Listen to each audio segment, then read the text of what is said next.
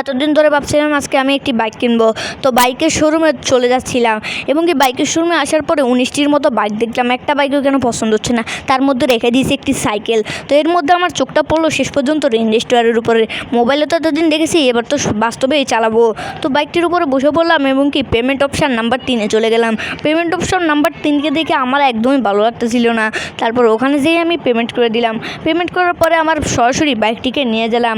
নিয়ে যাওয়ার পরে বন্ধুর বাসায় নিয়ে যাওয়ার কথা হচ্ছিল না, কিন্তু তবুও বন্ধুর বাসায় নিয়ে গেলাম। বন্ধুকে তো জ্বালাতে হবে। তো বন্ধুর বাসায় যাওয়ার পরে আমি বন্ধুকে খুঁজতেছিলাম। শেষমেশ চোখ পড়ে বন্ধু নাকি গোসলখানায় গোসল করতেছে।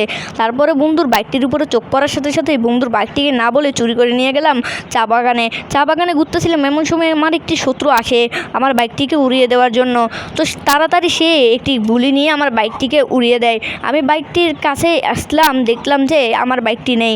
আমার শখের বাইকটি কোথায় গেল? এর জন্য নেক্সট পার্ট অবশ্যই কমেন্ট করবেন আপনারা।